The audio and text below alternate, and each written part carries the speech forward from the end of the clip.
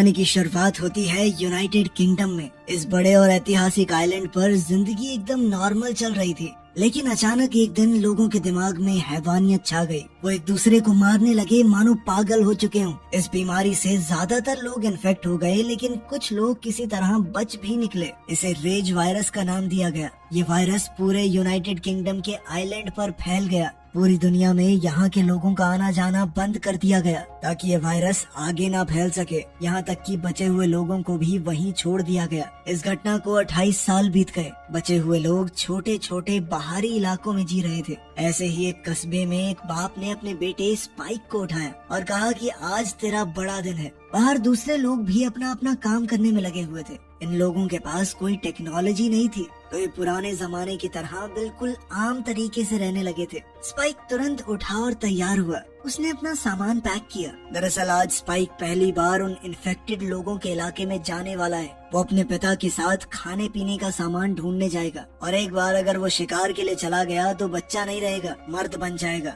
उसके पिता जेमी ने उससे पूछा कि सब कुछ पैक कर लिया है। स्पाइक ने फिर से चेक किया और कहा कि हाँ। जब वो लोग खाना खा रहे थे तो घर के दूसरे हिस्से से आवाज आई। स्पाइक की माँ उठ गई थी। जेमी पहले उसके कमरे में गया और स्पाइक पीछे पीछे। माँ ने उनकी मदद न कर पाने के लिए उनसे माफी मांगी और स्पाइक को गले लगा लिया। उसने कहा कि सुबह से मेरे सर में बहुत दर्द है। वो ठीक होने की कोशिश तो करती है, लेकिन साफ दिख रहा था कि ये बीमारी उसे पकड़ चुकी है। माँ को दोबारा बिस्तर पर लेटाकर स्पाइक अपने पिता जेमी के साथ निकल गया। जब वो लोग गांव से गुजर रहे थे तो लोग उन्हें अलविदा कहने बाहर निकले। कुछ लोग हिम्मत दे रहे थे तो कुछ बस सर हिलाकर इज्जत। एक छोटी लड़की ने तो स्पाइक को एक फल भी दिया। इस कस्बे के गेट पर वहाँ की लीडर जेनी उनका इंतजार कर रही थी। जेनी ने फिर उन्हें अपने कस्बे के नियम याद दिलाए। एक बार तुम लोग बाहर चले गए तो वापस आ सकते हो, लेकिन अगर नहीं आए तो कोई तुम्हें बचाने नहीं जाएगा। ये हमने बहुत सी ठोकरें खाकर सीखा है। बहुत लोग गए और ज्यादातर वापस नहीं आए। मतलब जब तुम मेन लैंड पर जाओगे तो सिर्फ अपने भरोसे हो, समझे? जेमी और स्पाइक ने हामी भरी। फिर जेनी ने वॉचमैन एंट से पूछा कि सब ठीक तो है ना, कुछ अजीब तो नहीं लग रहा। एंट ने कहा कि सब कुछ शांत है, कुछ भी गड़बड़ नहीं दिख रही। ये सुनने के बाद जेनी ने दरवाजा खोलने के ऑर्डर दिए और उसी के साथ बाप और बेटा निकल पड़े। उनके पास बंदूकें नहीं है, सिर्फ तीर और चाकू हैं। चलते हुए जेमी ने स्पाइक से इस रास्ते के बारे में कुछ सवाल किए। स्पाइक ने बताया कि यही हमारा पुल है, सिर्फ इसी रास्ते से हम मेन लैंड जा सकते हैं। लेकिन ये रास्ता सिर्फ तभी दिखता है जब लहरें कम होती हैं। जब लहर ऊपर आ जाएगी तो ये रोड पानी में डूब जाएगा और हम भी डूब जाएंगे। जेमी ने स्पाइक को बताया कि सिर्फ 4 घंटे हैं हमारे पास, उसके बाद लहरें बहुत ऊंची हो जाएंगी तो हम टाइम पर निकल लेंगे, ठीक है? वो दोनों संभल कर आगे बढ़ रहे थे और तभी उन्हें एक सुनसान जगह दिखाई दी। जेमी ने कहा कि यहाँ से हम अपना फ्यूल लेते हैं, एक दिन तुम्हें भी यहाँ काम करना होगा। फिर वो दोनों ऊपर की तरफ चढ़ने लगे और एक बड़ा सा खाली मैदान दिखा। इसे देखकर स्पाइक हैरान हो गया। उसने अपनी जिंदगी में सिर्फ वो छोटा सा गांव देखा था। इतनी बड़ी खुली जगह उसने कभी नहीं देखी थी। स्पाइक ने कहा कि जैसे हम बचे हुए हैं, इसी तरह और लोग भी तो अपने कस्बे बना के रह रहे होंगे। जिस पर जेमी ने कहा कि इतना मत सोचो, जो है उसमें खुश रहो, ठीक है? अब दोनों आगे बढ़ चले जंगल की तरफ। दूर कुछ हिलता हुआ दिखाई दिया। वो एक बड़ा सा इन्फेक्टेड आदमी था। उसका शरीर टेढ़ा मेढ़ा और गंदा था, अजीब और डरावना। जेमी ने उसकी ओर इशारा करके स्पाइक को बताया कि क्या करना है। एक इन्फेक्टेड देखा है तो मतलब आसपास और भी होंगे। हर तरह के इन्फेक्टेड इंसान को अलग तरीका है मारने का। इस वाले की गर्दन पर गोली मारनी होगी। वो इन्फेक्टेड अजीब तरीके से चल रहा था। उसके ऊपर फंगस और चिपचिपा सा कुछ लगा हुआ था। उसकी काली चमड़ी लटक रही थी। शरीर आधा जिंदा आधा मरा हुआ। वो जमीन पर घिसड़ घिसड़ कर चल रहा था। जल्द ही वो कुछ खाने लगा। स्पाइक ने अपना तीर कमान निकाला और निशाना साधा। उसका तीर बिल्कुल गर्दन के पार हो गया, लेकिन पीछे से एक और इन्फेक्टेड आ गया। जेमी ने उसे देख लिया और फटाक से निशाना लगाया। धीरे धीरे और भी इन्फेक्टेड लोग आने लगे। जेमी ने बड़ी शांति से काम लिया। उसने एक एक करके सटीक निशाने लगाते हुए सबको मार डाला। फिर उन्हें एक छोटी इन्फेक्टेड बच्ची दिखाई दी। उन दोनों ने ही उस पर तीर नहीं चलाया और वो लड़की भाग गई। जेमी ने स्पाइक को शाबाशी दी। अच्छा शॉट था। तो कैसा लग रहा तुम्हें अपने पहले शिकार के बाद? स्पाइक ये सारा खून खराबा देखकर थोड़ा डरा हुआ था। जेमी ने कहा कि बुरा महसूस मत कर, क्या खाक जिंदगी जी रहे थे ये? तूने तो इन्हें मुक्ति दी है और अब हमें जल्दी से निकलना होगा। ये आवाज सुनकर और इन्फेक्टेड आ जाएंगे। अब वो दोनों और अंदर बढ़ने लगे मेन लैंड में। अचानक ही एक हिरणों का झुंड पेड़ों के बीच से भागने लगा। स्पाइक पहली बार ऐसे जानवर देखकर हैरान और खुश दोनों हो गया। अब उन्हें खाली घर मिला, दोनों ने तीर तैयार रखे और आगे बढ़े। घर ऐसा लग रहा था मानो किसी ने पहले ही यहाँ जांच पड़ताल कर ली है। जो भी काम का मिला ले जा चुके हैं, लेकिन फिर भी उन्होंने तलाशी लेना सही समझा। कुछ देर बाद जेमी को एक फ्रिस्बी मिली। उसने एक्साइटेड होकर उसे स्पाइक को दिखाया। तभी एक और कमरे से आवाज आने लगी। दोनों चेतावनी से उस कमरे की तरफ बढ़ने लगे। अंदर उन्हें एक डेड बॉडी लटकी हुई मिली, उल्टी पैर से बंधी हुई। उसकी छाती पर मानो कुछ कोद दिया गया था। स्पाइक ने अपना चेहरा घुमा लिया, लेकिन जेमी ने कहा कि देखो, ध्यान से देखो। तभी वो बॉडी हिलने लगी। वो आदमी इन्फेक्टेड था। जेमी की आवाज सीरियस हो गई। उसने स्पाइक को बताया कि तू कह रहा था ना कोई और कबीला भी देखना है, ये ऐसे ही किसी कबीले का आदमी है। इसे सजा के तौर पर यहाँ लटकाया गया है ताकि वो इन्फेक्टेड इसे जिंदा खा जाए। स्पाइक इतनी हैवानियत देखकर हिल गया। उसने पूछा कि ऐसा कोई क्यों करेगा, कुछ किया होगा इसने ऐसा, मुझे क्या पता। जेमी ने जवाब दिया। उसने स्पाइक से कहा कि इसे खत्म कर दो, इससे पहले ये पूरी तरह इन्फेक्ट हो जाए।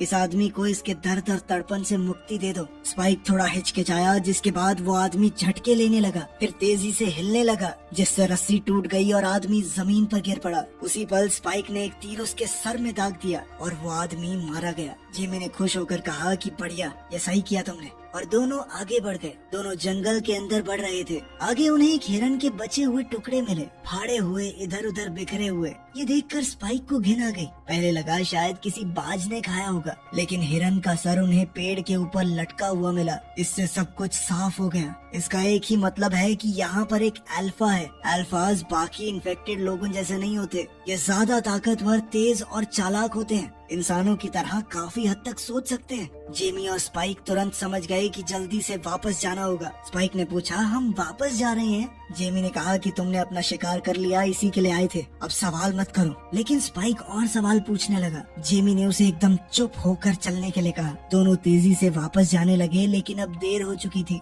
थोड़ा दूर इन्फेक्टेड दिखाई दे रहे थे। पहले एक, फिर उनके बीच में एक अल्फा भी आ गया। जेमी स्पाइक को जंगल के अंदर ले गया और पीछे से इन्फेक्टेड का एक झुंड उनकी तरफ बढ़ने लगा। इन्फेक्टेड एक अलग से तरीके से चलते हैं और बहुत तेज भी। जेमी ने तुरंत उनका सामना किया। वो और स्पाइक आगे बढ़ते रहे, दौड़ते हुए, तीर चलाते रहे। उन्हें कुछ भी करके इस झुंड से दूर रहना होगा, फंस गए तो मारे जाएंगे। लेकिन स्पाइक अब घबरा गया। डर उस पर हावी हो गया था। उसकी सारी ट्रेनिंग धरी की धरी रह गई। उसका एक भी तीर निशाने पर नहीं लग रहा था। लेकिन जेमी उन पर तीर बरसाता हुआ स्पाइक को भी साथ साथ बता रहा था कि कैसे तीर चलाना है। लेकिन स्पाइक बहुत ज्यादा डर चुका था। बड़ी मुश्किल से वो दोनों एक पुराने घर तक पहुँचे और दरवाजे को जोर से बंद कर दिया। जैसे जैसे इन्फेक्टेड उनके करीब आ रहे थे, जेमी उन्हें तीर से मार रहा था। जेमी और स्पाइक जल्दी से सबसे ऊपर वाले स्टोरेज एरिया में चढ़ गए। उन्होंने ऊपर आने के पूरे रास्ते को अपनी तरफ से जितना हो सकता था बंद कर दिया। उन्होंने देखा कि इन्फेक्टेड उन्हें अभी भी ढूंढ रहे हैं। जेमी पीछे लेट गया। वो बहुत ज्यादा थक चुका था।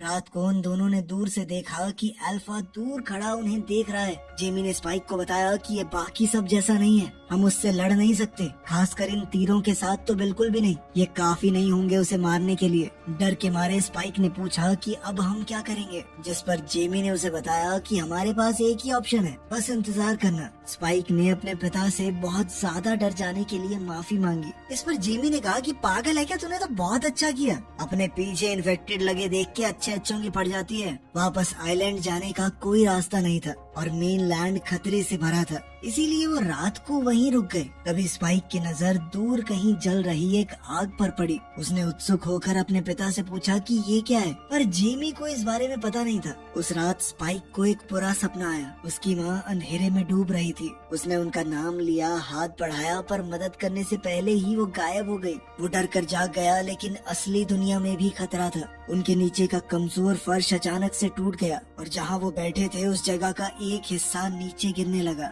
वो ऐन वक्त पर बच निकले और इस मौत के करीब वाले हादसे ने उनका फैसला और मजबूत कर दिया कि उन्हें फौरन अपने कस्बे की तरफ वापस जाना होगा। किस्मत से उस रास्ते पर अभी पानी कम था और एक पतला सा रास्ता समुद्र से खुला हुआ था। बिना देर किए वो निकल पड़े, चुपचाप और तेज चलकर। जैसे ही वो आइलैंड के करीब पहुँचे तो बाप बेटे दोनों ने चैन की सांस ली। लेकिन उनकी राहत ज्यादा देर तक नहीं टिकी। जंगल से अचानक पक्षियों का झुंड उड़ता हुआ निकला। कुछ तो गड़बड़ है। ये अल्फा था जो पूरी रफ्तार से उनकी तरफ दौड़ रहा था। वो दोनों भागे और आगे आइलैंड का गेट नजर आया। उन्होंने जोर से चिल्लाकर वार्निंग दी, जिसे दीवारों पर खड़े रक्षक ने तुरंत सुन लिया और तीर बरसाने लगा उस खतरे पर। लेकिन ये तीर अल्फा को मारने के लिए काफी नहीं थे। वो वापस से उठ खड़ा हुआ और उनका पीछा करता रहा। अचानक स्पाइक का पैर जवाब दे गया। जेमी और स्पाइक दोनों जमीन पर गिर पड़े और अल्फा उनके बेहद करीब आ गया। अभी दीवार पर मौजूद गार्ड्स ने एक आग से जलता हुआ तीर उस अल्फा के दिल के पार कर दिया।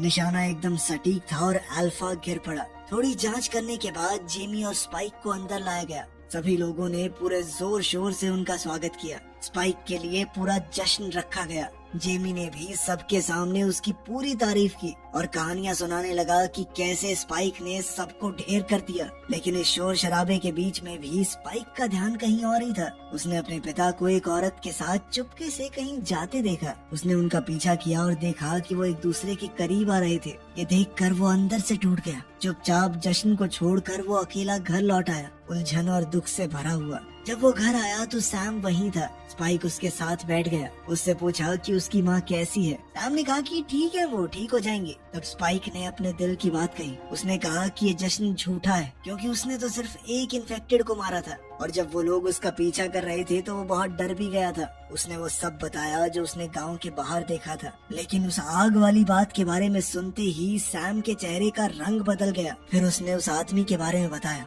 डॉक्टर इयन केल्सन, जो कि कभी एक बहुत जाना माना विद्वान डॉक्टर था। केल्सन सालों पहले दुनिया से अलग थलग होके रहने लगा। अगर वो आग आज भी जल रही है तो इसका मतलब है कि केल्सन अभी भी जिंदा है। स्पाइक ने डॉक्टर के बारे में और पूछा, क्योंकि अब डॉक्टर्स बचे ही नहीं थे। लेकिन सैम ने ज्यादा कुछ बताने से इनकार कर दिया।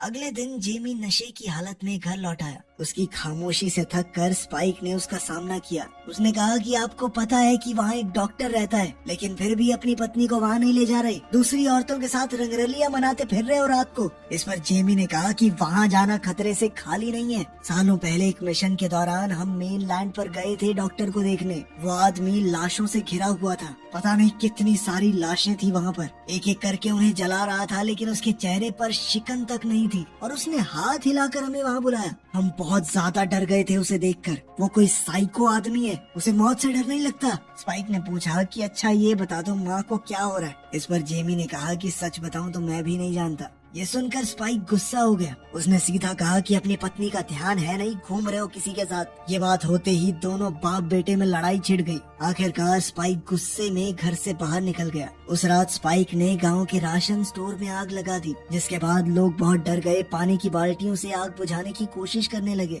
इस धुएं और अफरा तफरी में स्पाइक को अपनी माँ को लेकर गाँव से निकलने का मौका मिल गया। वो उन्हें डॉक्टर के पास ले जाना चाहता था ताकि उनकी जान बच सके। शाम को वो जंगल के एक हिस्से में रुक गए और एक छोटा सा कैंप बनाया। बातें करते हुए वो लेट गए। स्पाइक ने अपनी माँ से कहा कि आप सो जाइए, मैं पहरा दूंगा। लेकिन फिर धीरे धीरे वक्त के साथ वो खुद भी सो गया। जब वो सो रहा था तो एक इन्फेक्टेड रेंगते हुए उस पर हमला करने आई। वो इन्फेक्टेड बस थोड़ी ही दूर थी कि तभी किसी ने उस पर हमला करके उसे मार दिया। सुबह जब स्पाइक उठा तो वो इसला के पास था। ना तो इसला को याद था और ना ही स्पाइक को कि आखिर इस इन्फेक्टेड को मारा किसने। लेकिन लाश देखकर इसला को कुछ कुछ याद आने लगा, जैसे उसने ही उस चीज को मारा हो। मेनलैंड के एक हिस्से में सिपाहियों के एक झुंड पर हमला हुआ। एक अल्फा उन्हें लीड कर रहा था और एक एक करके कई फौजी मारे गए। सिर्फ एक बचा, जख्मी, अकेला और दर्द से करहाता हुआ। जंगल के दूसरे हिस्से में इन्फेक्टेड लोग एक नदी में खड़े थे। वो धीरे धीरे चल रहे थे। उनमें एक औरत भी थी जो प्रेग्नेंट है। स्पाइक और इसला अपना सफर मेनलैंड पर जारी रखते हैं। इसला की हालत अभी भी ठीक नहीं थी।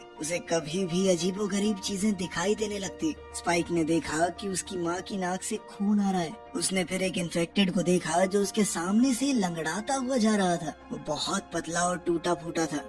इस कस्बे के गेट पर पर जैसे ही उसकी लाश जमीन पर गिरी, उसकी आवाज पास के इन्फेक्टेड लोगों के पास पहुंच गई, जिसके बाद एक छोटा सा झुंड उनके पीछे भागना शुरू हो गया। मजबूर होकर स्पाइक और इसला एक पुराने पेट्रोल पंप में घुस गए। यहाँ पर किसी तरह की गैस फैली हुई थी। सांस लेना बहुत मुश्किल हो रहा था और ऊपर से इन्फेक्टेड लोग यहाँ से भी करीब आ रहे हैं। अभी वो अकेला सिपाही भी वहाँ पहुँच गया। उसके गोली चलाते ही गैस ने आग पकड़ ली और इन्फेक्टेड जलकर मारे गए। बाहर निकलने के बाद उन्होंने उस आदमी को देखा जिसने उनकी जान बचाई थी। उसने अपना नाम एरिक बताया। उसकी आंखों में शक साफ दिख रहा था। उसने स्पाइक और इसला को इसलिए बचाया था क्योंकि उसे था कि ये लोग आइलैंड के ही हैं, ये मेरी मदद जरूर करेंगे। एरिक चलना चाहता था पर स्पाइक अपनी माँ को छोड़ने के लिए बिल्कुल भी तैयार नहीं था। वो तीनों फिर से जंगल की तरफ चल दिए। एरिक ने इसला को अपनी पीठ पर उठा लिया। रास्ते में एरिक ने बताया कि उसकी टीम का जहाज समुद्र में तूफान से टूट गया। सिर्फ वही बचकर यहाँ तक पहुँच पाया है,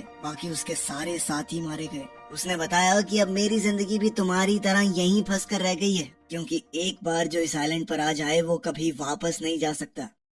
बैठकर आराम करते वक्त एरिक ने स्पाइक को अपने फोन में अपनी गर्लफ्रेंड की तस्वीर दिखाई, जिस पर स्पाइक बोला, इसकी शक्ल इतनी अजीब क्यों है। कुछ देर बाद फोन की बैटरी बंद हो गई। इसके बाद एरिक ने उसे दूर फेंक दिया। आगे बढ़ने पर इसला की थोड़ी तबीयत ठीक हुई और उसने खुद चलना शुरू किया। तभी उसने एक अजीब सी आवाज सुनी। वो आवाज उसे खींचकर एक पुरानी ट्रेन तक ले गई, जो पेड़ों से घिरी हुई घास से ढकी हुई थी। अंदर जाकर उसने कुछ ऐसा देखा जो उसने कभी सोचा भी नहीं था। एक इन्फेक्टेड जो कि प्रेग्नेंट थी, वो दर्द से करहा रही थी और उसका बच्चा पैदा होने वाला था। इसला बिना कुछ सोचे अंदर चली गई और उस इन्फेक्टेड औरत की मदद करने लगी। डिलीवरी आसान रही और एक नया जन्म हुआ। जल्द ही उसने एक बच्चे को जन्म दिया। बच्चा बिल्कुल सही था, उसके अंदर ये बीमारी नहीं थी, पर जैसे ही वो माँ बैठी उसके अंदर की बीमारी जाग उठी और वो इसला पर झपट पड़ी। एरिक ने तुरंत बचाव किया। उसने इसला की तरफ मुड़कर कहा कि इस बच्चे को छोड़ दो, ये खतरा है। इसला नहीं मानी, बच्चे को अपनी गोद में लेकर उसके आगे खड़ी हो गई। उसे पूरा यकीन था कि वो उसे नुकसान नहीं पहुंचाएगी। तभी अचानक पेड़ों के बीच से एक अल्फा निकला और उसने पल भर में एरिक को चीर फाड़ दिया। स्पाइक और इसला उसे देखकर भाग निकले। अल्फा उनके बिल्कुल पीछे था। जैसे ही वो उन्हें पकड़ने वाला था, एक आदमी सामने आया,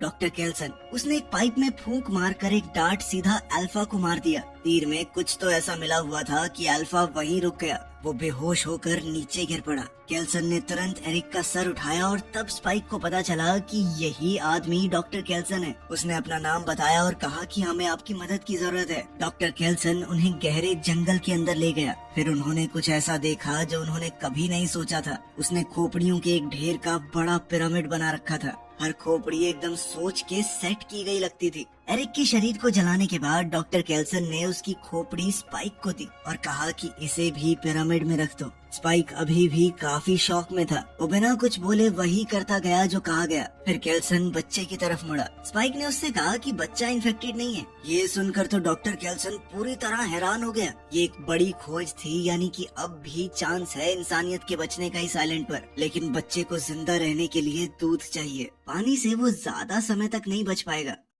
डॉक्टर ने इसला की जांच की और उसका चेहरा एकदम गंभीर हो गया। उसने दुखी मन से इसला को बताया कि तुम्हें कैंसर है, जो कि बहुत ज्यादा फैल चुका है। पुराने समय की आधुनिक तकनीक से शायद उसका इलाज हो सकता था, लेकिन पूरी तरह से तो वो तब भी ठीक ना हो पाती और अब तो कोई चांस ही नहीं है। स्पाइक परेशान होकर केल्सन से कहने लगा कि कोई तो रास्ता निकालो, कुछ भी करके मेरी माँ को बचा लो। लेकिन इसला कहीं न कहीं जानती थी कि वो मरने वाली है। जब स्पाइक रोने लगा तो उसकी माँ ने उसे गले लगा लिया और शांत करने की कोशिश की। फिर उसने वो बच्चा स्पाइक के हाथ में दिया। डॉक्टर केल्सन उसके पास आया। उसने इसला को बताया कि मैं तुम्हें एक बिना दर्द की मौत दे सकता हूँ, कोई तकलीफ नहीं होगी, बस तुम आराम से सो जाओगी। जब इसला ने हामी भरी तो उसे एक इंजेक्शन दिया गया। इसला बिना किसी दर्द और डर के चल बसी। स्पाइक उस वक्त वहाँ नहीं था, वो बच्चे के साथ थोड़ा दूर रहा। थोड़ी देर बाद केल्सन ने उसे उसकी माँ का स्कल पकड़ाया। स्पाइक ने उसे उठाया और पिरामिड पर चढ़कर सबसे ऊपर रख दिया। उसने धीरे से कहा कि माँ, मैं तुम्हें हमेशा प्यार करूंगा। जैसे ही सुबह हुई उन्हें महसूस हुआ कि अल्फा वहाँ आ चुका है। वो बहुत ज्यादा गुस्से में था। डॉक्टर केल्सन स्पाइक और बच्चे को लेकर जमीन के अंदर छुप गया, लेकिन अल्फा ने केल्सन को पकड़ लिया। स्पाइक ने तुरंत एक बेहोश करने की दवाई उठाई और उस क्रीचर में घुसा दी, जिससे केल्सन की जान बच गई। केल्सन ने स्पाइक का शुक्रिया अदा किया और कहा कि अब तुम्हें आगे बढ़ना चाहिए। स्पाइक अपने सफर पर निकल गया और लगभग 28 दिन बाद वो अपने कस्बे के गेट तक पहुंचा। वहाँ उसने बच्चे को एक नोट के साथ छोड़ दिया। उस नोट में लिखा था कि मुझे मत ढूंढना, बस इस बच्चे का ख्याल रखना। उसने उस बच्ची का नाम भी लिखा, इसला, अपनी माँ के नाम पर। समुद्र के उस पार जेमी अपने बेटे को दोबारा से नहीं खोना चाहता था, लेकिन लहरें बहुत तेज थी, पार करना मुमकिन नहीं। वो जोर जोर से चिल्लाकर स्पाइक तक पहुँचने की कोशिश करता रहा, पर उसकी आवाज लहरों में दब कर रह गई। उसका बेटा पहले ही जा चुका था। जंगल में स्पाइक अकेला छोटी सी आग पर मछली पका रहा था। तभी खतरा वापस आ गया। एक इन्फेक्टेड चुपके से उसकी तरफ आया, लेकिन स्पाइक ने उसे मार गिराया। फिर और इन्फेक्टेड आ गए और जैसा उसके पिता ने सिखाया था, स्पाइक धड़ाधड़ तीर चलाता रहा। तभी कोई दूसरा आदमी आया और उसके शिकार की तारीफ करने लगा। बहुत सारे इन्फेक्टेड अब उनके पीछे आने लगे। स्पाइक लगभग घिर चुका था, भागने का कोई तरीका नहीं। तभी वो आदमी अपने बाकी साथियों के साथ लड़ाई में कूद पड़ा और सभी इन्फेक्टेड लोगों को खत्म कर दिया। उस आदमी ने अपना नाम जिमी बताया। उसने स्पाइक से कहा कि अगर तुम अकेले हो तो हमारे साथ रह सकते हो। तो चलो, स्पाइक को भी अपना नया घर मिल गया। वीडियो पसंद आई तो लाइक कर देना, चैनल को सब्सक्राइब कर लेना। मिलते हैं अगली वीडियो में।